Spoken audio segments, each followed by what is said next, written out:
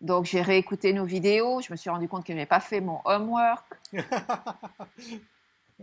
Alors, bon, du coup, quand j'ai pris rendez-vous avec toi, j'ai dit, il faut absolument. Donc, si tu veux, j'ai un peu investigué et, et je me suis effectivement rendu compte et je te suis très, très reconnaissante parce que je pense que ça, c'est quelque chose que tu as apporté. En tous les cas, est-ce que je l'avais déjà entendu et je ne l'ai pas pris en considération à ce moment-là? Bon, c'est comme ça, l'enseignement, tu peux entendre des milliers de fois la même chose et puis ben, ça rentre pas. Mais je crois que le dernier entretien qu'on a eu, et d'ailleurs, je te l'ai dit sur le moment, c'est un entretien que j'ai partagé avec pas mal d'amis, où quand tu as articulé tout ce travail de la prise de conscience, non, que tout apparaît, que tout le monde phénoménal, qu'il soit ce que l'on appelle le corps, le mental ou le monde apparaît dans ce champ ouvert. Donc faire l'investigation qu'il n'y a rien ici qui nous indique que ça c'est moi, ça c'est pas moi, mis en relation avec cette affirmation du libre arbitre plus ou moins enfoui. Ça pour moi ça a été très très important. Et donc l'autre jour vraiment je me suis rendu compte que parce qu'il y a cette idée de centre qui ne se dissout pas. Il y a vraiment cette sensation. La sensation d'être est liée vraiment à un centre qui ne se dissout pas. Et l'autre jour, tu as vraiment insisté sur le fait que sans doute ce centre était lié à un désir de contrôle, et c'est absolument vrai. Et, euh, et donc j'en suis là. J'en suis là de. Alors même si ça a été vu euh, qu'il n'y a rien qui me permet de dire qu'il y a un individu séparé qui est en possession d'un contrôle, ça continue à exister. Il y a vraiment, tu vois, tu m'avais posé la question, qu'est-ce que tu donnerais pour sortir du cauchemar? Tu te rappelles? Tu m'avais posé cette question-là. Et oui, la seule chose qu'il y a à donner, c'est cette illusion du contrôle, quoi, qu'il y a un contrôle. Et il y a un désir de contrôle très fort. Il y a un désir de pouvoir changer les choses, quoi. Il y a une insatisfaction avec toute une dimension du monde. Et donc, il y a ce désir illusoire. Alors, il est vu qu'il est illusoire, mais il continue. Et, et donc, voilà. Donc, si tu veux, je suis un petit peu dans cet espace où j'essaye de. Je ne sais pas ce que je ne vois pas. Parce qu'intellectuellement, c'est très clair, si tu veux, Didier, que je n'ai pas de contrôle. Mais le fantasme demeure. Le fantasme demeure. Et c'est vrai, et c'est absolument vrai que ce qui demeure, ce qui fait que la notion d'un centre, et la notion du centre est très forte, la notion du centre se recrée sans arrêt à cause de cette revendication du contrôle, plus qu'effectivement une sensation. Et ça s'associe à une sensation dans la tête. Mais je pense que plus que la sensation qui est vue comme quelque chose qui flotte dans un espace, et où je me reconnais être beaucoup plus l'espace que la sensation, c'est cette revendication. Donc ça, vraiment, je te le dis en plus aussi en tant qu'élève ami, c'est-à-dire je pense que là, cette articulation que tu fais, c'est quelque chose que tu dois absolument partager de façon très consciente avec tes élèves, parce que je pense que tu touches quelque chose de très central. Parce que c'est pas forcément, souvent on a ou bien l'un ou bien l'autre, tu vois, mais toi tu fais cette articulation, en tous les cas pour moi, c'est toi qui m'as apporté cette articulation, et je pense qu'il y a quelque chose de très très précieux là, pédagogiquement, même si ça n'a pas dissous, même si Bien ça n'a sûr. pas dissous, Mais, mais mais, mais c'est précieux, c'est quelque chose qui est directement dans la ligne de Ramesh Balsekar, en fait. Hein. C'est pas quelque chose que j'ai inventé, tu vois, c'était son articulation à lui aussi, quoi, en fait. oui, mais moi j'ai lu pas mal de Ramana, Mais pas et Ramana, hein, je parlais de Ramesh, en fait. Hein. Ramesh, pardon, oui, oui, c'est à lui que je pensais. J'ai lu pas mal de Ramesh, mais comme lui, il parle pas trop euh, de l'exploration du monde phénoménal qui flotte dans. Ça l'intéresse. Lui, il va directement au libre arbitre. Et toi, c'est l'articulation que tu fais des deux, entre cet enseignement euh, où tout apparaît, tous les phénomènes sont équanimes et comment la notion d'un moi, une sensation, se rattache plus avec cette illusion. Tu comprends ce que je veux dire? Ouais, Tu, ouais, tu, ouais, tu fais le pont entre deux enseignements pour ouais. moi. Et parce que tu vois, quand j'écoute les informations, les méditations de Francis, lui, il insiste pour voir, pour dire, il ne parle pas du libre arbitre, très peu, Francis. Il fait tout, et Rupert non plus. Ouais, Ils insistent plus sur c'est ça, l'investigation je comprends. de, tu vois. Mais je comprends, mais, Donc cette d'un articulation est très d'un autre importante. côté, c'est aussi parce que ça te concerne particulièrement, que tu raisonnes avec ça et que peut-être qu'il te manquait cet élément pour faire ce lien et pour quelque part révéler ce mécanisme, parce que c'est une forme de mécanisme qui tourne en fait, tu vois, de lui-même. Et ça te concerne très fortement et tu te dis waouh, c'est le truc qu'il faut enseigner à tout le monde. Vu de ton point de vue, je comprends que tu dis ça. En réalité, ça dépend vraiment des cas. Tu vois, il y a des cas où c'est pas où ce côté du libre arbitre est très très très léger, très d'une façon assez magique et très subtil et très n'est pas un problème en tant que tel, n'est pas une concentration, n'est pas une identité en fait, Ah tu vois. ah, ah ah. Et à ce moment-là, il faut parler d'autre chose. On peut pas, je peux pas Oui, continuer oui, là où il oui, n'y a oui, pas de je comprends problème, tu bien. vois ce que je veux dire. Donc, tu sais, l'enseignement qui est l'enseignement tueur pour la globalité de la planète, je crois pas que ça existe du tout, quoi, en fait. Donc, c'est toujours des cas particuliers et des fois, voilà, s'il y a des résonances comme ça, il y a une rencontre de mots, une rencontre de concepts, une rencontre d'un regard entre deux points de vue, en fait, tu vois, là, le point de vue Sophie, le point de vue Didier. Et puis, il y a une étincelle qui jaillit de ça, et c'est beau, hein, j'en suis le premier touché. Voilà, c'est pas toujours le cas, et c'est pas Oui, toujours oui. à travers cet angle-là particulièrement, tu vois. Ça peut être très différent Mhm, aussi, quoi. mhm. Oui, oui, je comprends bien, je comprends bien. Oui, oui. Bon, néanmoins, euh, j'ai pas l'impression que. Alors, j'imagine qu'il y a une inertie. Cette habitude est tellement ancrée, cette prétention d'avoir un contrôle est tellement entrée et entraînée que j'ai pas l'impression, en tous les cas, que ça se soit dissous. Et Mais je crois qu'on avait parlé d'aller, enfin moi je ne me rappelle plus en détail les conversations qu'on a eues, parce que j'en ai eu d'autres entre-temps, donc ça a tendance à disparaître un petit peu, mais je crois qu'on avait parlé que ça ne peut pas vraiment se dissoudre en tant que tel, parce que je vais t'expliquer hein, ce que je veux dire par là. Le phénomène de cette absence de contrôle et, euh, entraîne virtuellement, parle virtuellement du contrôle. L'absence de quelque chose recrée cette chose-là, quoi, en fait. Tu vois ce que je veux dire? C'est les deux pôles qui sont en relation, interrelated, on dit en anglais, en fait, qui ont une relation l'un par rapport à l'autre. Donc tu parles de l'absence de quelque chose, et en parlant de cette quelque chose, ça crée une espèce de vraie vie, une validation, une réalité dans le contrôle, quoi, en fait. Et où j'essaye de oui, t'amener, c'est à un endroit où même cette absence de contrôle, cette non-doership en fait en anglais, n'existe pas vraiment parce que c'est pas parce que c'est l'absence, ce serait l'absence de quelque chose qui n'existe pas au départ quoi, en fait. Donc de parler de quelque chose de façon négative, euh, euh, en le renforçant, va toujours laisser une impression de réalité, une impression de quelque chose qui existe, qui était là, mais qui a disparu.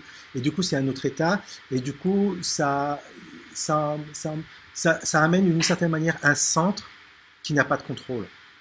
Tu vois et ça peut être un endroit qui est pas très chouette, en fait, un endroit qui est assez misérable, parce que ça fait l'impression vraiment d'être une marionnette, en fait, une forme de pantin qui est complètement à la merci du dictat divin.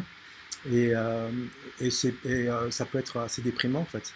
Et donc, là où j'essaie de terminer, c'est quelque chose qui transcende les deux. Hein, on a parlé de cette absence qui est l'absence de la présence et de l'absence oui, oui, oui, de oui. la personne ou du doership qui est en fait la création de la personne quoi, en fait. Donc cette création-là, elle n'a pas besoin d'exister, elle n'a pas besoin d'être niée parce qu'elle n'existe pas au départ. Et c'est ça qu'il faut voir parce que la nier, c'est super, ça permet de se dégager de cette emprise, de cet hypnotisme incroyable. Mais c'est pas suffisant en fait, parce que ça lui donne quand même une forme de validité, quoi, en fait. Oui, oui.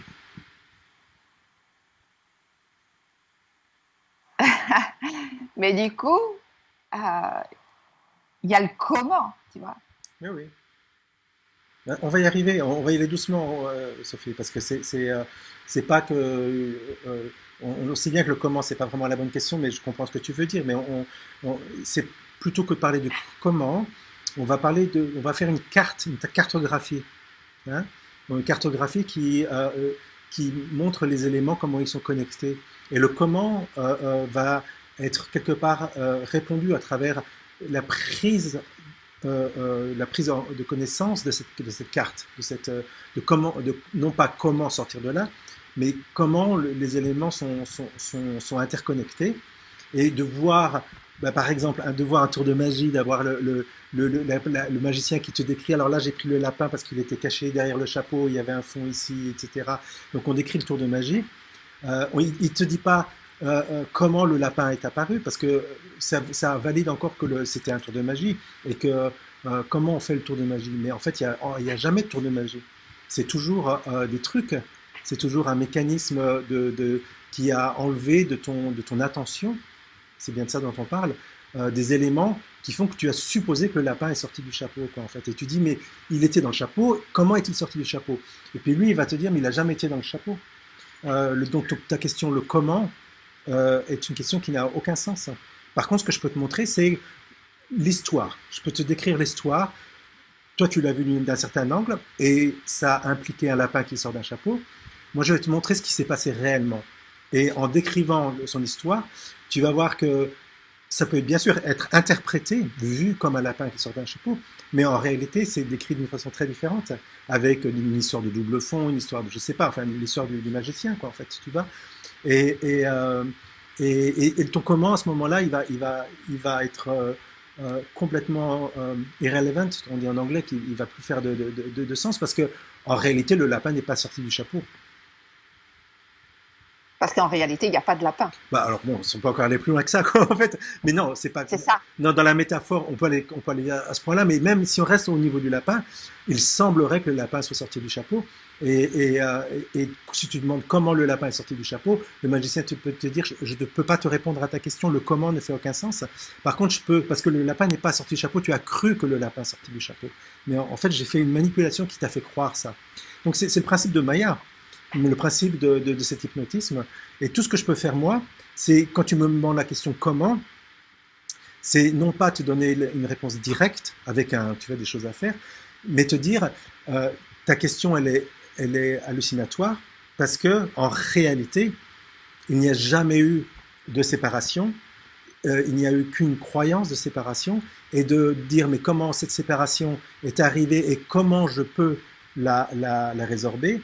Ces deux questions, ces deux éléments sont basés sur une histoire qui est vue de l'angle de Sophie et qui a une certaine validité dans ce contexte, hein, mais que dans un contexte qui a la vision de la carte complète de ce qui se passe, ne fait vraiment aucun sens. Ne fait vraiment Oui, aucun oui. sens. Oui, donc en fait, il faut que tu m'amènes oui, il faut que tu m'aides à voir le non-sens de la question. Exactement, exactement. Parce que c'est pas. Parce que si c'était une réponse à un comment, Sophie, tout le monde l'aurait déjà dans son petit manuel de la non-dualité appliquée et ce serait déjà terminé pour tout le monde. Et la complication de cet angle-là, de cette proposition-là, et n'est pas la complication de répondre à un comment compliqué avec une réponse compliquée, genre physique quantique, avec des équations, etc. C'est pas ça la complication. La complication, c'est que la question comment et plein d'autres questions du même ordre d'ailleurs, n'ont aucun sens dans le message qui est donné, dans le contexte du message qui est donné. Et du coup, ça décourage beaucoup de monde. Parce qu'en fait, Oui, si on ne peut pas me dire ce que je dois faire, ben moi je vais faire autre chose, mais au moins je vais faire quelque chose. Et puis c'est comme ça que Maya gagne la partie à chaque fois. oui, oui, oui, oui, absolument, absolument, absolument. Oui, parce que comme il y a en tous les cas dans mon cas, vraiment cette prétention à pouvoir faire quelque chose, cette grande illusion d'un pouvoir, euh, le comment vient aussi. Oui, tout à fait. Le comment vient de C'est même de ce prétention, même désir d'avoir du pouvoir, d'avoir du contrôle. bien sûr. Et oui, oui, oui. Donc ça ne fait que c'est redondant par rapport à.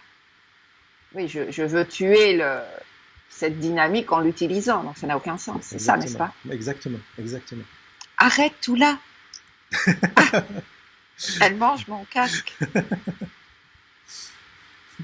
Euh, je ne sais pas si tu. Bon, parce que j'avais noté quelques trucs, mais si tu sens qu'on s'éloigne et que tu préfères continuer. Alors attends, non, juste garde, on va en parler, je vais finir avec parce que je ne Parfait, suis pas encore parfait. jusqu'au bout, mais après on prendra tes notes, c'est sûr, quoi, en fait. Alors pour finir, donc tu vois ça très très bien, donc tu l'as exprimé, c'est clair. Donc ça permet aussi une relaxation par rapport au comment, hein, parce que c'est une forme de violence qui nous est imposée depuis la naissance, d'avoir une forme à travers cette pouvoir d'action, d'avoir des trucs, des processus qui permettent d'aller des points A au point B et qu'une fois qu'on a le truc, le processus qu'on nous apprend, on peut le faire. Ça ne marche pas du tout dans ce cas-là. C'est pas comme ça que ça marche. Tu vois. Voilà, pour plein de raisons. Et une des raisons principales, et ça c'est toujours un mystère tant que c'est pas vu, c'est que le point B n'est pas différent du point A. C'est que de vouloir, d'imaginer un monde là-bas, Sophie éveillée, ne sera si un jour, pas si, c'est quand, quand ça se passe, sera vu pour être exactement au même endroit et la même Sophie qui a toujours été, quoi, en fait. Donc, ce point-là qui demande un comment, qui demande un processus, donc le processus amène un point ailleurs de ce qui se passe là maintenant, quoi, en fait, qui est différent et qui est éveillé éventuellement et qui est euh, Sophie éveillée si possible. Mais en tout cas, tout le mécanisme est un mécanisme qui s'éloigne, s'éloigne à 180 degrés de ce qui est montré. On part à l'opposé là en fait, tu vois. Oui. Toute idée de cheminement Oui. euh, Alors, est basée sur cette même croyance, quoi. voilà. Alors, ça veut pas dire, attention, ça veut pas dire que rien ne se passe et que, mais ce qui va se passer, c'est quelque chose qui est très différent d'un cheminement euh, qu'on peut définir comme un cheminement personnel, par exemple. Déjà, ce sera pas personnel, c'est un cheminement, c'est toute l'histoire qui va muter, hein, les sensations, la lecture qui va muter. C'est pas spécialement Sophie, en tout cas dans l'acceptation présente de ce qu'on comprend en Sophie. Et puis surtout, euh, ça va être un cheminement euh, euh, qui va pas être là comme une acquisition, mais qui va être là comme une perte en permanence. Hein, c'est donc c'est voilà, le lâcher prise, cette perte, c'est une forme alors j'oublie toujours le mot en français, de grief, comment on dit en français, De deuil, de deuil. de deuil. Et tu vois, on en a parlé à un moment donné, tu vois, de quelque chose qui est très cher à Sophie et qui va disparaître, peut-être en partie, ou à un moment donné peut-être totalement. Euh, euh, donc on ne peut pas parler vraiment d'acheminement dans ces cas-là, tu vois, c'est plutôt une forme de retour à la maison par l'arrêt de vouloir changer les choses, par l'arrêt de vouloir faire, par l'arrêt de vouloir atteindre, par l'arrêt de vouloir comprendre, par l'arrêt de... Donc c'est vraiment... c'est dans cette négation-là que donc le neti-neti dont parle, euh, qui est le neti-neti de plein de choses, dont des concepts, Oui. et, et, et, et ça c'est pas un chemin. C'est pas un chemin. Bien sûr qu'il y a un faire, hein, mais c'est ce que j'appelle dans mon vocabulaire, c'est un défaire, tu vois, qui mute à un moment donné, donc j'en parle de temps en temps, il y a une vidéo, j'en parle un peu qui, de se défaire, mute dans une forme à un moment donné, dans une forme de pilotage automatique, comme si la pelote avait commencé à se défaire avec presque une impression de défaire, donc une impression d'un faire qui serait un défaire, mais qui part comme un non-faire, parce que c'est-à-dire qu'elle se déroule toute seule, quoi, en fait. Et c'est comme si c'était une forme d'avalanche qui se mettait en place, quoi, en fait. Oui, oui. Hein, une forme de pilotage automatique, une forme de chute, une forme de chute libre. Et donc, qu'est-ce que tu conseilles? Parce que je t'entends parler, donc je dis d'accord, bien sûr, tout ça, c'est quelque chose qui a lieu, qui surgit, ça n'a rien à voir avec un vouloir ou un contrôle qui viendrait d'ici. Bon, alors maintenant, on va parler, voilà, où tu en es, il y a une espèce presque d'impossibilité, tu vois, c'est C'est so what, ça, c'est ça, tu vois, so what. c'est ça, Peut-être il n'y a ça, plus la, la, la question de comment, etc. Mais bon, so what, tu vois, c'est une espèce de blocage, quoi, en fait. Et, et mon, exactement. et mon conseil, on revient un petit peu à la dernière conversation qu'on a eue. Euh, euh, le conseil, c'est euh, de, d'aller dans le regard le plus profond, le plus intime, dans ce mécanisme de séparation et de le regarder. Donc c'est contemplatif. Hein, c'est pas pour le manipuler, c'est pas pour en faire quelque chose, c'est pas même pas pour l'annuler, c'est pour le regarder. Et ce mécanisme de séparation, il est essentiellement généré, de mon expérience, encore, hein, ça c'est pas forcément toujours le cas, mais c'est souvent le cas, par ce dont tu as parlé tout à l'heure, euh, cette exploration de qu'est-ce qui est moi, qu'est-ce qui est pas moi, et de voir que en fait c'est cette séparation, ce tri entre un sous-ensemble moi, un sous-ensemble pas moi, dans ce qu'on appelle le monde Sophie, euh, euh, est arbitraire et complètement ridicule, elle n'a fait aucun sens, il est basé sur des ouï-dire, de l'éducation, d'un apprentissage. Mais en fait, ça ne tient pas la route du tout, quoi, en fait. Mais en fait, il ne faut pas s'arrêter à une conclusion mentale, une conclusion de dire oui, ça fait du sens. Ce que dit Didier fait du sens, bien sûr. Il faut aller jusqu'au bout.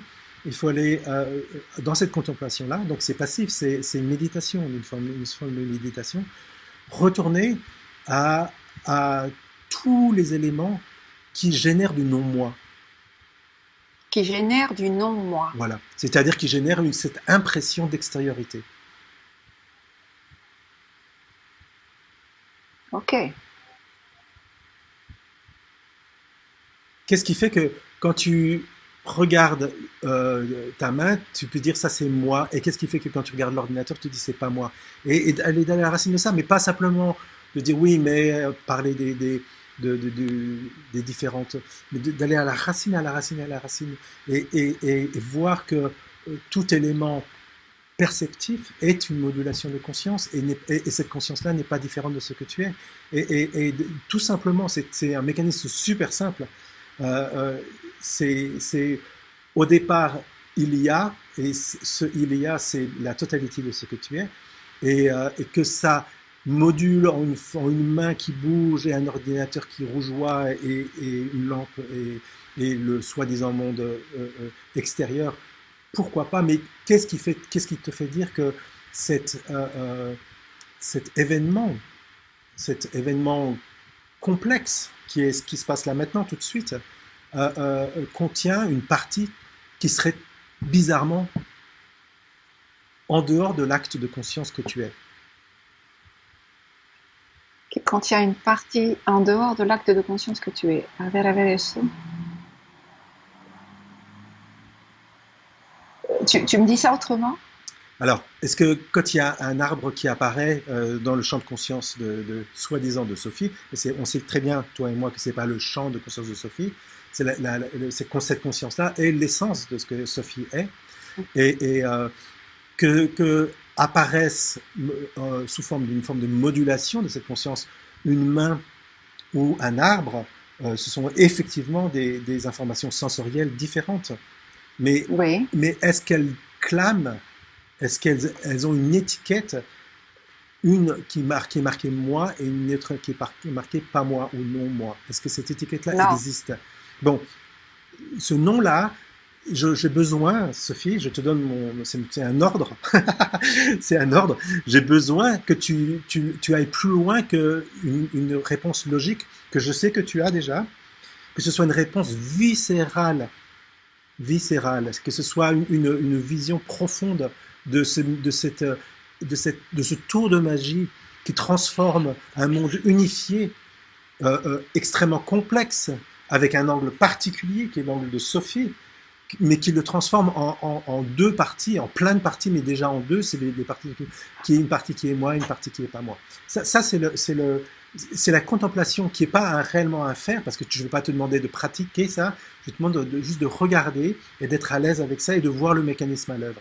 Et c'est comme les monstres sous le lit pour les enfants, ce mécanisme, quand il est vu, tout simplement, il ne peut plus réapparaître, parce qu'il n'a plus la matière pour réapparaître. Son unique matière et cette espèce de cachette qu'il utilise en permanence dans le fait qu'il n'ait jamais exploré, qu'il n'ait jamais vraiment regardé. Oui, oui, oui.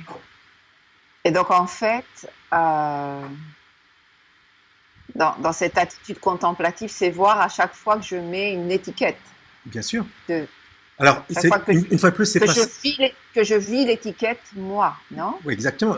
Donc, en mettant l'étiquette non moi, par opposition, il y a l'étiquette moi qui apparaît. On est d'accord, c'est pas anodin de marquer non moi quelque part. Ça veut juste dire il y a quelque chose d'autre que non moi, ce qui est moi. C'est ça. Donc c'est la création de ce moi-là dont on parle. Oui, oui, c'est cette séparation. Donc chaque fois que je me constate comme étant moi quelque part et non moi, c'est là où il faut que je m'arrête. Voilà, arrêter et revenir à deux conclusions. La première conclusion intellectuelle, que c'est en fait intellectuellement ça fait pas de sens parce que c'est une modulation qui a une forme sensorielle différente, mais qui inclut pas l'information que c'est pas moi. Et à un moment donné, il faut aller à un niveau encore plus profond, qui est ce que j'appelais le niveau viscéral, qui est de voir quelle est cette obligation d'où est générée cette obligation d'étiqueter en deux versants, un versant moi pas moi, un versant intérieur, un versant extérieur, un versant le monde et un versant moi-même. En fait, tous ces étiquetages quoi en fait. Mais là, je pense que c'est là où intervient le désir le désir de pouvoir. Ben c'est souvent ça la définition au final, surtout dans ton cas, Sophie, au final, la conclusion, enfin en tout cas dans mon histoire aussi, la conclusion c'est qu'est-ce qui génère la différence, c'est cette fausse impression de doership, donc d'avoir le contrôle sur la partie moi et pas de contrôle sur la partie pas moi. Quoi, en fait, exact. Donc c'est vraiment ça dont on parle et qu'il faut vraiment explorer jusqu'au fond si c'est vraiment une réalité. Quoi, en fait.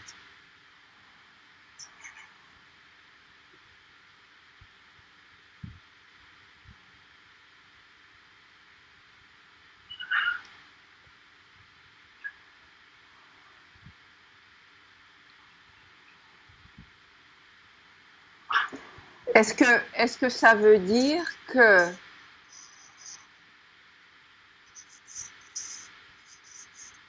dans cette attitude contemplative, la constatation, par exemple, le surgissement de cette volonté de contrôle devient elle-même un phénomène impersonnel et que je dois le voir sans lui mettre une étiquette, c'est pas bien ou c'est bien, juste le voir également. Tout à fait. Et que ce même désir de contrôle n'est absolument pas sous mon contrôle, puisque sinon je m'en émanciperais, puisque apparemment c'est mon désir. Exactement. Donc ce qui est important de voir, c'est non pas d'essayer de changer les choses, parce que c'est pas possible, mais de voir le mécanisme. Donc c'est le tour de magie dont on parlait tout à l'heure, c'est de voir comment se déroule le tour de magie qui génère ce monde extérieur et cette intériorité-là, quoi, en fait. Et d'arrêter de parler de comment Sophie va... Parce qu'on s'en fout, c'est pas là le truc. On essaye de comprendre le tour de magie dans sa globalité. Et ce regard-là, qui ne juge pas, qui est pas là, essaie de changer les choses, va mettre à jour ce mécanisme. Et en le mettant à jour, va amener à une forme d'étonnement, une forme et à un moment donné, presque une forme, peut-être, si tout se passe bien, une forme d'un énorme éclat de rire, quoi, en fait. Comme de réaliser le tour du lapin, de comprendre comment le tour a été fait, tu vas dire, oh là là, j'ai été berné, tu m'as fait le coup du lapin 10 fois, et chaque fois j'ai cru qu'il sortait du chapeau, et maintenant je comprends que c'est pas comme ça que ça fonctionne, quoi, en fait. Et donc c'est l'éclat de rire qui au final qui peut arriver. Mais c'est pas en essayant de forcer le lapin de rester dans le chapeau c'est pas ça du tout. C'est de voir un peu qu'est-ce qui s'est passé réellement. Quelle est la réalité de notre expérience. Quelle est la réalité d'une lecture saine. Moi j'utilise parce que c'est pas, je parle pas tu vois, au niveau médical, mais qu'il y a une lecture c'est dont Jourdain parlait, une lecture saine et une lecture hallucinatoire euh, du monde, Sophie, de cette possibilité-là, de cet angle particulier-là.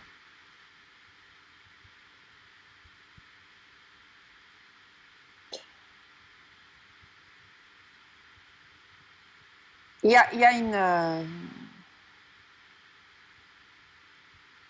Oui, non, je crois que c'est, par exemple, je pense que c'est effectivement important que je vois que chaque fois que je revendique une forme d'indépendance, d'autonomie et de pouvoir, je le redis à voix haute parce que je crois que ça m'aide, hein, mais je pense que c'est important que je vois que cette même revendication est absolument hors de mon contrôle. Donc, c'est le paradoxe, non? Tout à fait. Et donc, Excellent. la contempler comme un phénomène de plus absolument impersonnel. Exactement. Exactement. Et Parce que tu vois bien que tout faire que tu voudrais appliquer recréerait la même chose. C'est comme dans les sables mouvants, plus tu bouges, plus tu t'enfonces, non? oui,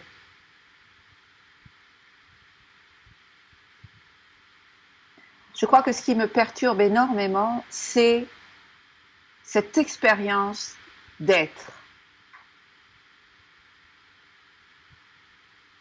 Je ne sais pas comment nettoyer cette sensation d'être de cette... Parce que tu vois, même bon, quand je t'écoute, parce que tu m'as déjà dit, mais attends, mais de toute façon, l'histoire de Sophie continuera, l'histoire de Didier continue. Euh, et même quand je lis Stéphane Jourdain, je m'aperçois que il y a de toute façon, il demeurera toujours, je ne sais pas comment dire, mais une histoire, un angle particulier, non? Exactement. Et ça me perturbe beaucoup parce que avec cet angle de vie et cette asymétrie dont on a plein de fois parlé, j'arrive pas à le nettoyer. C'est comme si j'attendais sa dissolution. Or, j'ai l'impression, autant quand je lis Stéphane, quand je t'écoute, qu'il n'y aura pas de dissolution, il y aura juste une sorte de nettoyage, Voilà, c'est ça. de valeur ajoutée. Exactement. Exactement. Et tu vois, donc c'est pour ça, par exemple, une de mes questions que Vas-y, j'avais vas-y. écrite, Là, c'est c'était, bon, là, tu peux y aller. tu vois, c'est parce que du coup, c'est comme si il y a quand même une sensation de centre chez toi. Il y a une sensation de centre chez toi. Non, il n'y a pas de sensation de centre. Bien sûr que non. C'est là le cœur de la différencienne différencilia. C'est que ce centre-là, qui était imaginaire, a disparu. Donc quelque chose qui est imaginaire qui disparaît, il ne s'est rien passé. Et donc, mais ça ne veut pas dire que dans le cas de Sophie, l'imagination est tellement vivide que ce centre-là semble exister réellement à un endroit particulier, quoi, en fait. Mais c'est tout, c'est que le semble qui fait la différence, quoi, en fait. Qu'il y ait asymétrie dont on a parlé, bien sûr, la voix semble être plus proche ici que là, mais je te le répète, je l'ai déjà dit dans une vidéo précédente, que ce qui sort de la voix de Sophie et ce qui sort de la voix de Didier est exactement du même ordre, de la même matière, de la même source, de la même présence, de la même existence. Il n'y a aucune différence. Donc qu'est-ce qui fait que Donc ça veut dire que l'angle de vue qui prend l'étiquette Didier apparaît et n'est pas plus personnelle. Oui, tout à Elle fait. apparaît dans un cadre. Je ne sais plus si c'est toi qui parles de ça ou si c'est Stéphane qui dit ça, qu'en général on regarde le tableau, mais que le tableau n'est pas le tableau, sinon la totalité de la pièce ou Bien le sûr, tableau bien sûr, est bien sûr, suspendue. C'est ça, non? bien sûr, exactement. Donc, donc ça veut dire que l'angle point de vue Didier est le tableau, mais tu te sais être la totalité de l'espace Oui, mais où il y a ce tableau Didier, c'est ça? c'est pas Didier qui se sait, c'est le tableau se sait lui-même. Cette vie se sait, cette vie se C'est sait ça, c'est ça. directement et au sein de ce knowledge, de ce savoir, il y a une forme d'histoire qui est forcément, par définition, parce que c'est limité à quelques éléments, un angle particulier, et donc à un angle de cette histoire, il y a un Didier qui s'agite à cet endroit-là, qui semble être plus près au niveau sensoriel, tout simplement, pas au niveau réel, et une Sophie qui est plus loin, pareil au niveau, bon, le sensoriel est moins fort et moins présent, il n'y a pas l'impression de toucher, mais ce sont juste des modulations différentes. Toutes ces modulations-là sont la totalité de ce que je suis en tant que Ok. cela qui sait, qui vit. Et il n'y a pas un bout de Didier qui est à l'intérieur de Didier, un bout de Sophie qui est à l'intérieur de Sophie, à l'intérieur du chat, à l'intérieur du moineau. C'est complètement ridicule. Il n'y a que cela qui se déploie en soi-disant une forme de dualité, c'est-à-dire une Sophie qui parle à un Didier. Mais voilà, le tour de magie est éventé dans mon cas complètement. Et donc ça me fait je vois exactement comment ça se passe. Par contre, je peux prétendre au sein de ma communication, bien que je connaisse le tour de magie complètement, enfin c'est même pas que je le connais, c'est que j'ai oublié j'ai oublié l'effet réellement de ce tour de magie, je ne connais que le mécanisme, euh, je peux malgré tout prétendre et parler de la vie duel comme avec mon épouse, mon partenaire, ma fille, parce que c'est comme ça que l'histoire s'écrit, mais c'est plus une réalité du tout. Tu vois, je ne suis pas là à en permanence me rappeler du tour de magie. Alors comment ça fonctionne et tout, tout ça, ça a complètement disparu. Il a disparu. Donc voilà, il reste quoi? Il reste cet événement complexe, asymétrique, d'une certaine manière qui n'a pas de raison en dehors du fait d'être et qui n'est pas différent de moi-même, parce que la seule chose qui est, cette présence, existence, conscience, et la totalité de ce champ de conscience, de cette histoire-là, quoi, en fait. Donc voilà, il n'y a plus. Donc le travail qui a été fait du non-moi a été fait jusqu'au bout, Sophie. C'est-à-dire que maintenant, si tu me demandes comment pourrait se loger du non-moi, c'est impossible, c'est absolument impossible de même imaginer. Ça me fait rire, ça me fait. C'est comment ça peut arriver un jour, quoi, en fait. Tu vois. Oui, quand tu dis le travail du non-moi a été fait jusqu'au bout, c'est-à-dire c'est le fameux neti-neti, juste pour te rendre compte que finalement tout est toi. Exactement. C'est-à-dire que, est-ce qu'il y a réellement alors, oui, ça commence, tu as raison, ça commence par dire, bah, ce que je suis réellement n'est pas un objet particulier, donc n'est pas ce corps, n'est pas ses émotions, n'est pas ses pensées, bien sûr, n'est pas le reste du. Donc, c'est le neti dans ce sens-là, qui arrive à la conclusion, l'essence même, la seule chose qui est la seule réalité de ce que je suis, n'est pas localisé sous forme d'objets qui puissent être perçus, parce qu'ils ont tous été il y a eu, negated, ils sont tous partis de la liste, en fait. Il ne reste que cela. Et ça, c'est la première partie, c'est I am nothing, nothing, et qui boucle avec I am everything, parce qu'à un moment donné, c'est devient évident que cette essence n'est pas, séparée de la totalité de ce qui est. C'est le constituant de cette histoire-là. Mais à tous les angles. Donc ça immédiatement, la totalité de ce qui est devient non différent de ce que je suis réellement de cette essence. Et du coup, je dirais la recherche du non-moi et du moi ne fait plus aucun sens. C'était des idées absurdes basées sur le sens par exemple, d'avoir le contrôle de ses actions, basées sur ce genre de choses, quoi, en fait, qui ont disparu, qui ont complètement évaporé. Hmm. Et donc, du coup, tu vois, une des questions que j'avais, c'était s'il n'existe pas de centre, alors où s'ancrent nos préférences? Mais du coup, les préférences, ça n'est plus les préférences de qui que ce soit, c'est juste Voilà. des surgissements.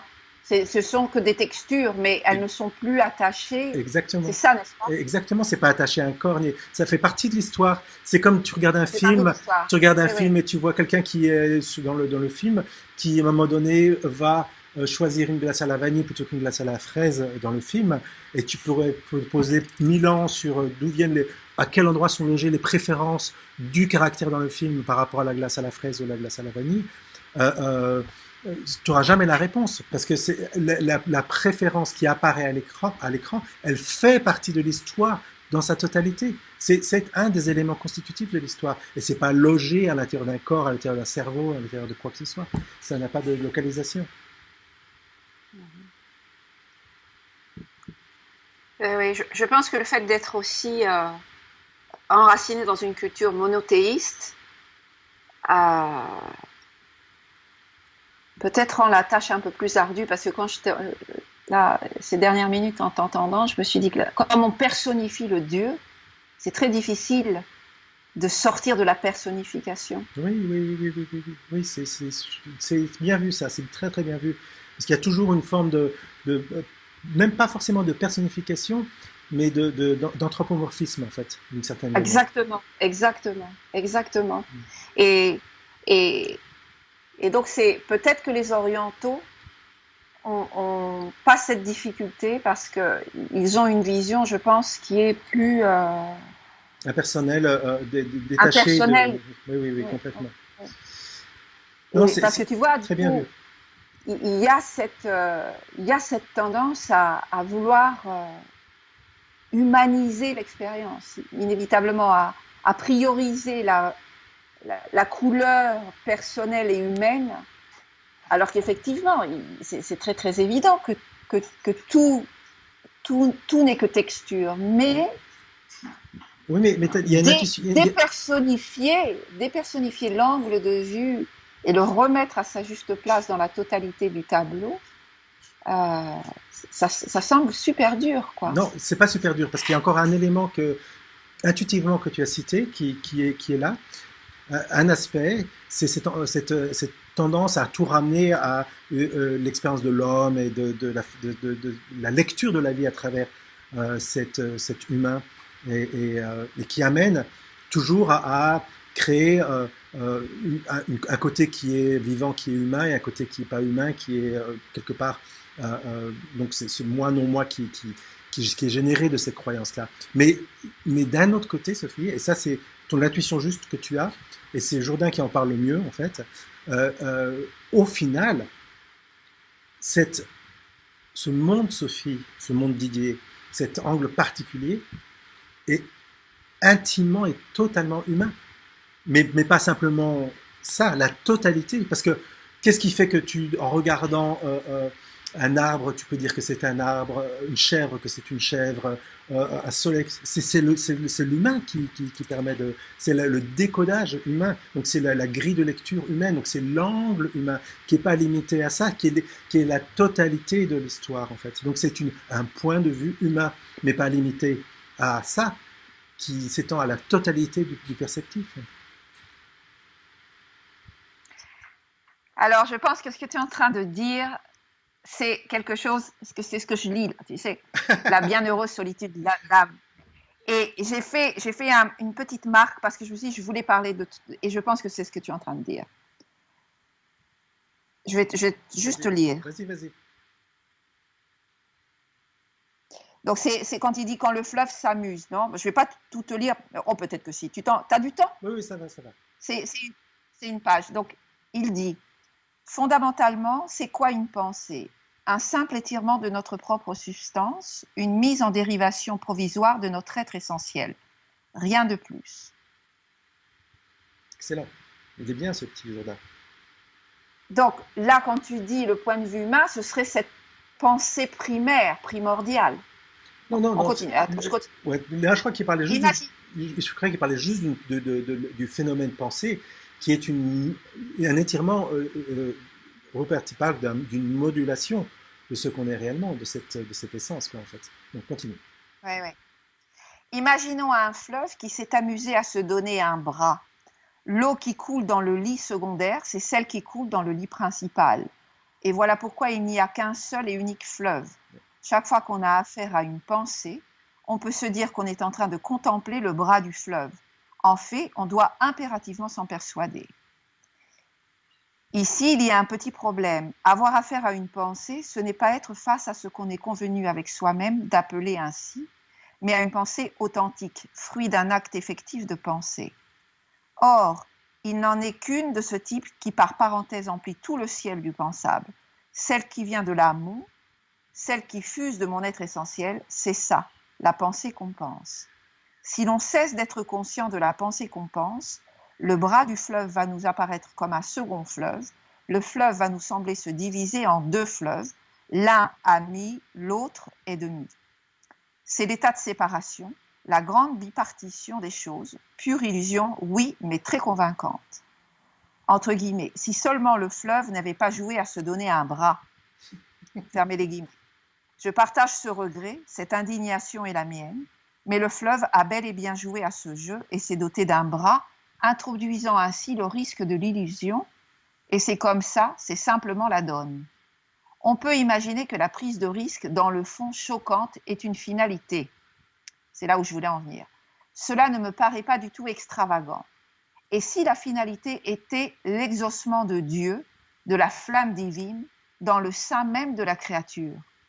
Et si le dessein de Dieu était de se réussir, d'atteindre véritablement à la divinité en se donnant entièrement à la créature, au point d'y disparaître, de s'y abolir? Il ne s'agirait ni plus ni moins que d'un transfert du caractère de divinité de Dieu à la créature, du Père au Fils. Je me demande si l'idée d'un tel événement a germé et fait son chemin jamais dans un autre esprit que le mien. Je n'éprouve aucun attachement d'ordre intellectuel pour cette théorie, mais je dois affirmer que c'est une bonne théorie, me permettant de rendre compte de façon cohérente et dans le détail de ce que je vis. Ah, c'est excellent. Est-ce que ça, c'est excellent, n'est-ce pas? Oui. Ouais, Est-ce que c'était ce que tu étais en train de dire? Alors, en partie, oui. La partie, bon, il y a une partie qui est la première partie que tu as lue. Il décrit le fait que cet événement qui est, par exemple, l'apparition d'une pensée, semble être quelque chose qui est indépendamment de la source, qui est simplement un objet qui apparaît et qui va disparaître. Et dans cette indépendance, il y a toute la séparation qui est potentiellement là. Et donc, ce dont il parle, une pensée vraie, et la pensée vraie, c'est pas une pensée différente, mais c'est une pensée qui se sait être non différente de la source. C'est que pas seulement... se sait être une modulation de la source. Exactement. Oui. Et donc et que la totalité du champ perceptif, pas seulement les pensées, les émotions, les perceptions, se sache directement être une modulation de cette source-là. Donc c'est la pensée vraie, c'est l'émotion vraie, c'est la perception vraie en fait, tu vois. Donc c'est même très. Et c'est là, quand il y a ce rappel à soi, c'est là où il y a la célébration. Bien sûr, bien sûr, bien sûr. Yes, yes. Excellent. Parfait. C'est une bonne équipe. Hein. Oui.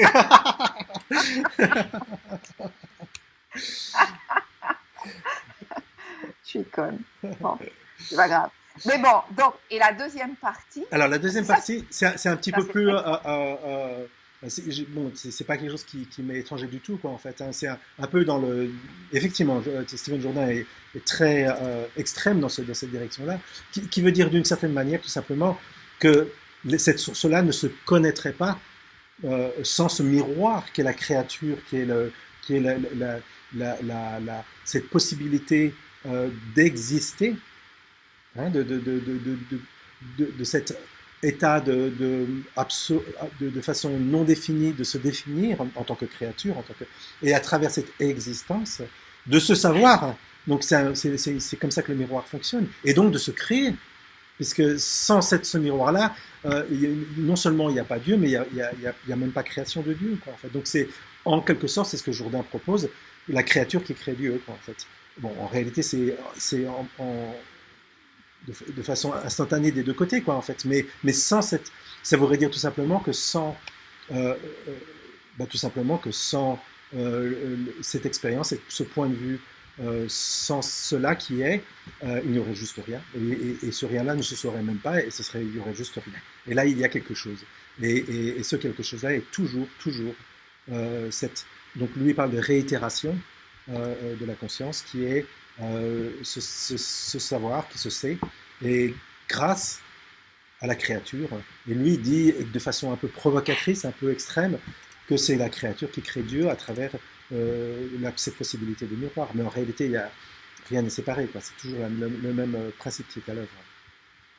Mais c'était ce que tu disais juste avant que je te lise ça. C'est pour Oui, ça que je... non, je te disais autre chose. Je te disais, ça allait dans cette direction-là parce que tout est lié.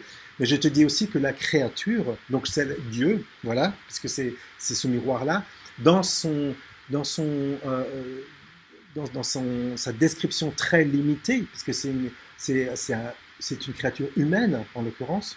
Le point de vue Sophie, c'est une créature humaine, va décrire un monde qui va être humain, qui semble être le soleil, la lune, les arbres, l'ordinateur, etc., mais qui en réalité n'existe dans cette histoire que par le fait que humainement ils peuvent faire une cohérence, faire une histoire, et donc c'est un angle humain qui est très différent certainement d'un autre angle de fourmis, de chats, de toutes les possibilités d'angles qu'il peut y avoir sur une histoire, quoi, en fait. Donc le côté humain imprègne non seulement Sophie, mais la totalité de l'histoire.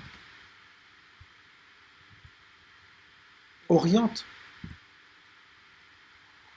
apparaît. Oui, c'est-à-dire Il y a, il y a, il y a cette simultanéité. quelle est la réalité d'un ordinateur pour un humain, et quelle est la réalité d'un ordinateur pour une souris?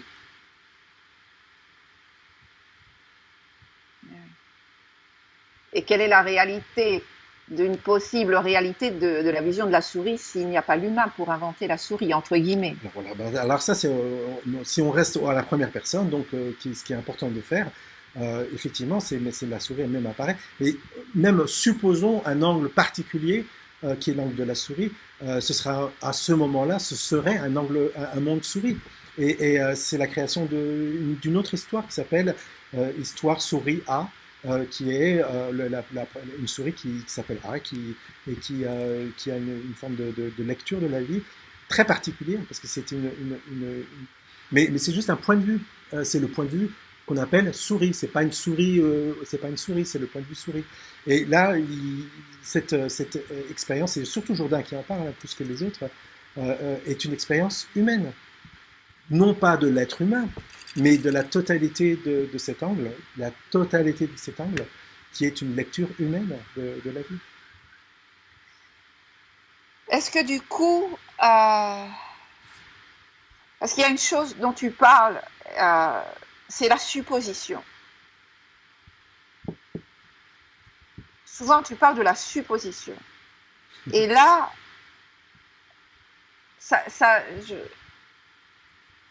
c'est un peu troublant pour moi. Donc, tu vois, j'ai marqué revenir sur la notion de supposition.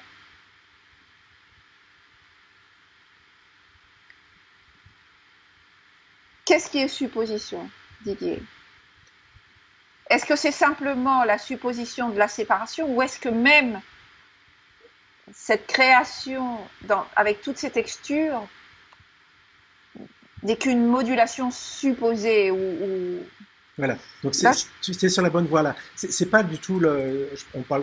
Bien sûr que la séparation fait partie de la supposition initiale, qui serait on suppose une situation, et au sein de cette situation-là, une autre supposition est intégrée, qui est la supposition qu'on oublie le fait qu'il y a une supposition au départ, quoi, en fait. Donc une extension de cette supposition-là. Mais ce dont je parle quand je parle de supposition, c'est l'aspect qui est essaye de débrancher le mental, là, essaye de retourner sur le côté intuitif de l'enfance qui est à un moment donné dans sa chambre et qui joue avec quelques éléments qui sont à sa disposition et qui prétend, dans ce jeu-là, être un aviateur sur un avion et atterrir sur une piste d'atterrissage qui est son couvre-lit, etc. Enfin bon, il peut y avoir plein d'éléments qui sont là, qui génèrent une histoire magnifique et qui semble, pour le gamin, en tout cas à son niveau, extrêmement réel, quoi, extrêmement vibrant, extrêmement intéressant, suprêmement intéressant. Et nous, on dit, bon, c'est juste de l'imaginaire, il a beaucoup d'imagination. Ma proposition, de la façon dont je vis cette vie, c'est qu'elle est exactement du même ordre. C'est que cette conversation-là, Sophie Didier, est l'expression d'une supposition initiale de la source, de oh, ce serait cool que Sophie, ce point de vue particulier, soit en face de notre point de vue particulier qui s'appelle Didier, et qu'il y ait une conversation qui raconte une histoire de perdre justement, d'oublier cette source, une histoire de peut-être s'en rappeler, etc. Et pour ça, il faut qu'il y ait une supposition initiale qui amène les deux éléments en présence et qui font, enfin tous les éléments en présence, pas les deux éléments, et qui a créé une espèce de fond d'écran, une espèce de contexte, on a l'impression que le contexte, que le sens de cette conversation-là est naturel. Il n'est pas naturel du tout. Il fait partie de la supposition. Quand le gamin il parle de sa piste d'atterrissage, c'est parce qu'il y a une forme qui est là, qui est déjà prête, qui ressemble à une piste d'atterrissage. C'est parce qu'il y a donc ce sens-là, ce contexte-là font partie de l'histoire. Donc la totalité apparaît en même temps et est vécue. Et c'est la seule chose que je peux dire si on débranche le mental au niveau purement intuitif, comme une supposition de la source.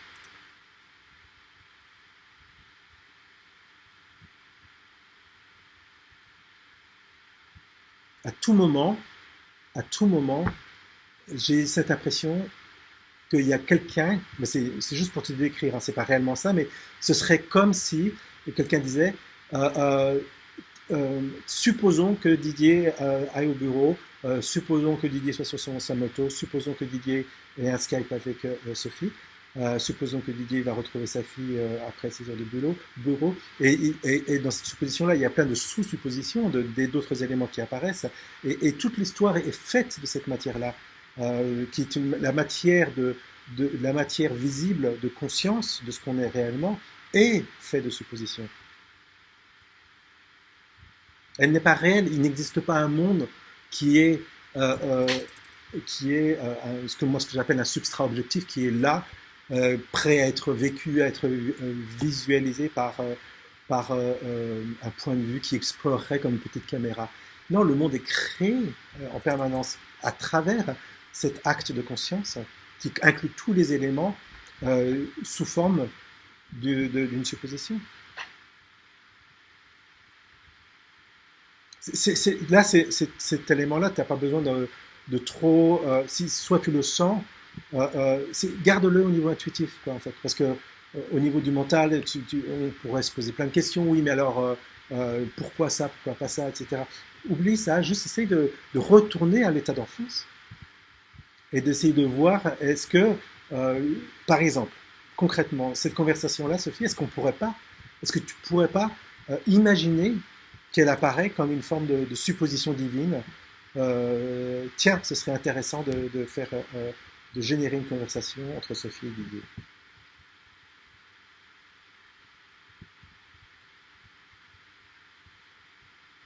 L'aspect ludique, l'aspect créateur, l'aspect non figé, l'aspect qui n'existe qu'à travers le pur imaginaire, qui est en réalité la création du monde.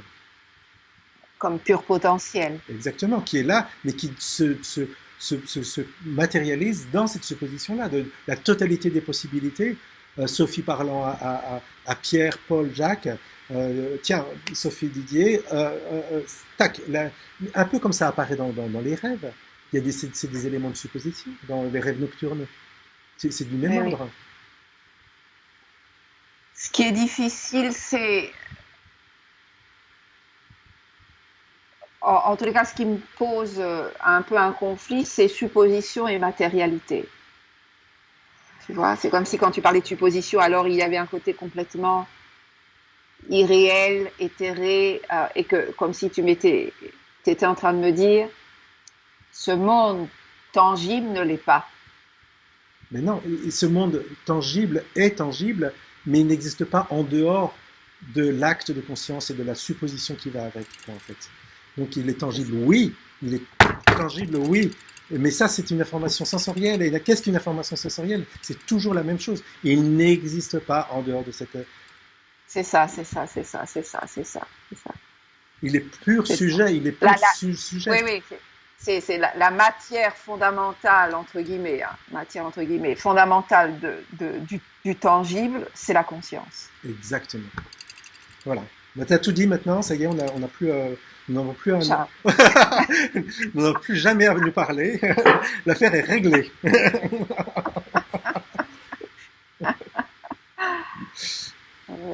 Ça me fait penser à ce film, je ne sais pas si tu avais vu ce film, Her, le film Elle, Oui, où il y a Joaquin Phoenix qui a une histoire d'amour avec un personnage absolument virtuel. oui, C'est extraordinaire ce film. oui, oui.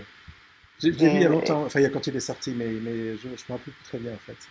il est super, il est super. Ouais, Et évidemment, c'est ce croisement de deux mondes, ouais, d'un monde complètement organique apparemment. Il est là, il est dans son corps, dans son personnage, dans son histoire, et il est absolument épris avec une conversation absolument ouais. virtuelle. Oui, mais du coup ça te Il fait montre, l'amour avec cette virtualité. bien Enfin, sûr, bien sûr, donc il crée une tangibilité. bien sûr, bien sûr.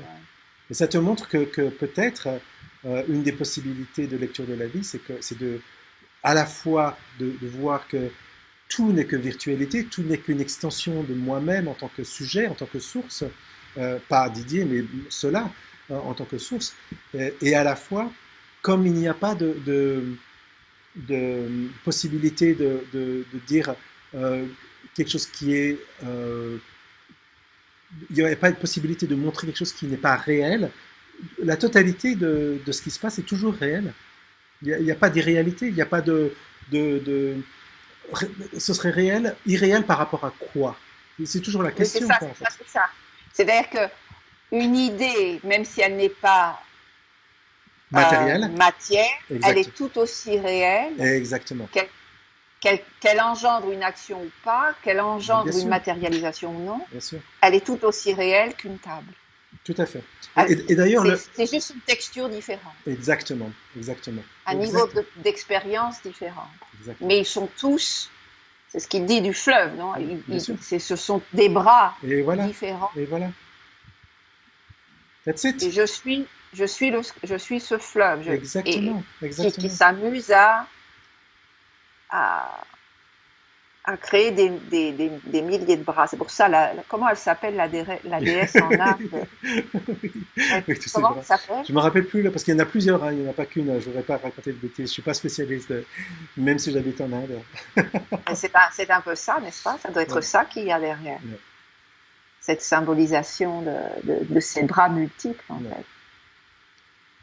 Donc ouais, non, ne dérivons pas avec l'hindouisme. Restons dans cette vision simple, parce que c'est simple, de comment cette histoire, à partir d'une source unique, se déploie et au sein de l'histoire prétend créer un monde extérieur et un monde intérieur.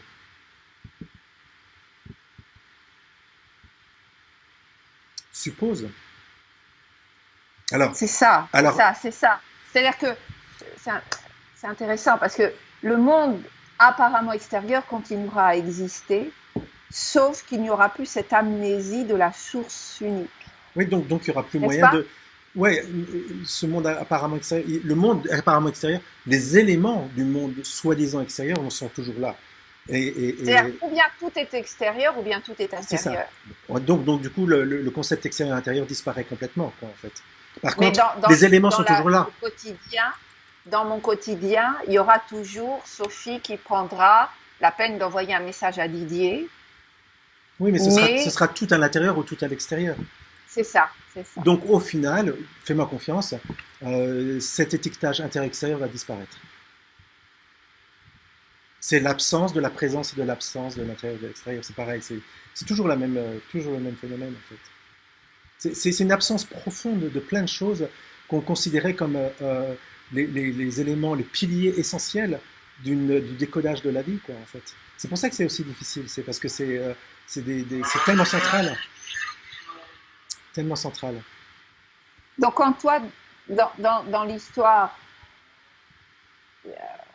qui a le nom de Didier, quand il y a le surgissement d'une volonté, il n'y a pas de conflit parce que tu sais que ça n'est pas quelque chose de personnel. Ça n'est qu'une texture de plus. Oui, c'est ça. Mais Y a- mais ça ne recrée pas l'illusion d'un pouvoir centralisé. non, parce que déjà, ça, si volonté, si élément il y a qui apparaît comme, disons, une impulsion de faire quelque chose, une pensée ou quoi que ce soit qui apparaît, ça n'apparaît plus en relation avec ce corps-là. Donc, le mirage a disparu complètement, quoi, en fait. Ça apparaît en cela que je suis, et c'est même pas en cela, comme cela que je suis, as what I am. Donc, c'est pas que une pensée apparaît dans Didier ou une impulsion. Oui, Didier peut se mettre en mouvement à travers une impulsion, ça c'est sûr. Mais c'est pas dans Didier que ça apparaît toujours dans cet même endroit qui est non localisé, qui n'a pas de taille, qui n'est pas engagé ni dans le temps ni dans l'espace, qui est cela qu'on est, quoi, en fait. Et on suppose qu'on est tel jour de 2020, donc première supposition, que je suis en Inde, que tu es en France, deuxième supposition, que on utilise Skype, qu'il y a un angle Sophie, etc. Et tac, tac, tac, tac, tac, il y a tout qui se déploie et il y a une vraie conversation qui se passe. Et cette conversation-là est le parfum et le goût de cette vie qui se sait et qui se vit.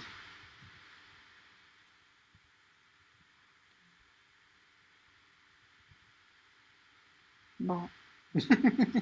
C'est- Mais oui, mais tu le vois ça, Sophie, C'est tu le très vois. compris intellectuellement. Bien C'est sûr. très compris intellectuellement. Ouais. Quel sera l'impact dans seul Dieu le sait. Dieu soit-il, vraiment. Mais bon, Seul Dieu le sait. Seul Dieu décidera de ouais, ouais. retirer les étiquettes Ouais, ou ouais, mais pas. ça c'est encore un échappatoire de part. Enfin bon, on sait bien que tu plaisantes, mais Là, là, c'est c'est une un blague. échappatoire.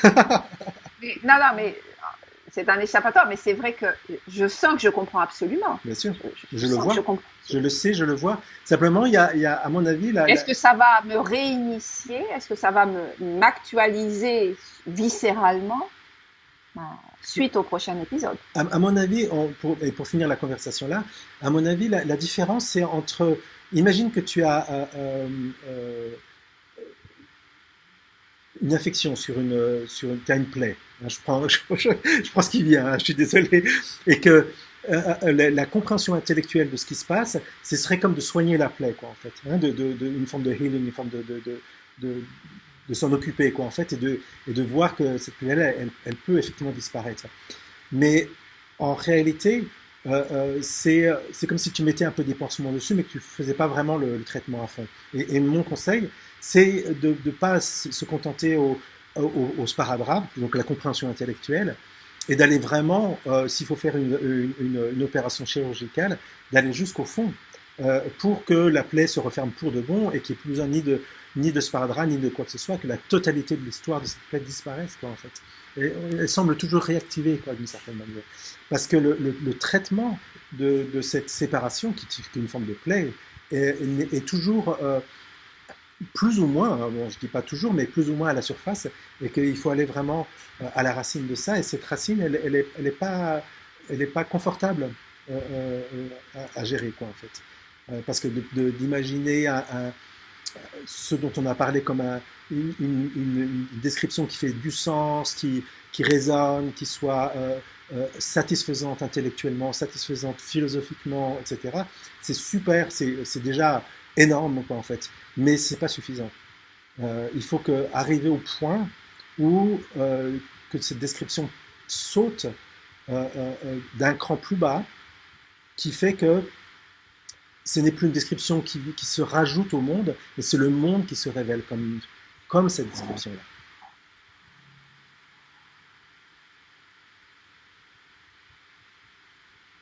Donc c'est chercher la reconnaissance de ces éléments non duels, ces compréhensions non duelles, dans la réalité de ce qui est présenté tout le temps.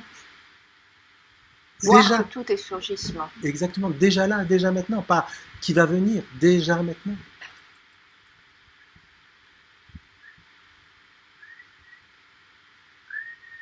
Oui, oui. Oui, oui. Si pratique il y a, c'est découvrir que tout est surgissement. Exactement. Découvrir que tout est surgissement impersonnel. Exactement. Y compris cette illusion de cette réclamation d'un pouvoir. Bien sûr, bien sûr, bien sûr. Bien sûr. Ok. Y compris cette sensation de localisation. Bon, ben, essaye pas de régler ça. Non, ça, non, non. Non, mais ce que je veux dire, c'est parce que, pourquoi je dis ça? Parce que je sens qu'il y a dans ma démarche spirituelle, il y a un désir de rendre l'expérience différente de ce qu'elle est. Il y a une attente avec l'éveil, une attente d'un résultat expérientiel différent. Et en réalité, à la suite de notre conversation d'aujourd'hui, non. Ce sera les mêmes textures, sauf qu'il y aura ce rappel de ce fleuve unique. Quoi. Exactement. Mais il y aura autant de brins. Et il y aura les mêmes textures, il y aura la même sensation dans la tête, dans l'œil. Exactement, les informations vont apparaître à différents endroits, etc. Mais il n'y aura plus la possibilité de rattacher un des éléments, quel qu'il soit, à une entité virtuelle qui est localisée quelque part. Parce que c'est la totalité du champ de conscience qui est nous-mêmes. Ce n'est pas simplement un des éléments. Quoi, en fait. Oui. Ok. Bon, on va laisser mariner ça. Je t'envoie une vidéo alors? S'il te plaît, bon. Si ça a marché. Je crois que ça a marché. Je vais vérifier, mais je crois que ça a marché. Bon, merci, vraiment, merci de tout cœur. Avec grand plaisir. Ben, chaque fois, c'est un grand plaisir de te parler. Et puis, t'hésites pas, quand tu sens que c'est le moment, c'est prêt, on se prend un petit rendez-vous, puis on continue s'il y a besoin. Mais peut-être là, il n'y aura plus jamais besoin, a priori. Après, on s'appellera pour prendre un thé. Ah, voilà, enfin une activité intéressante. On supposera que nous prenons un thé ensemble. Exactement. Super. Okay. Non, mais je crois que ça avance. Il y a quelque chose qui... Même si on avance nulle part. Mais... Oui, mais ça découvre, en fait. C'est pas que ça avance, c'est que ça découvre. Oui. Bon. Allez. Je t'embrasse moi aussi. tendrement. Merci. À bientôt. Ciao. Prends soin de toi.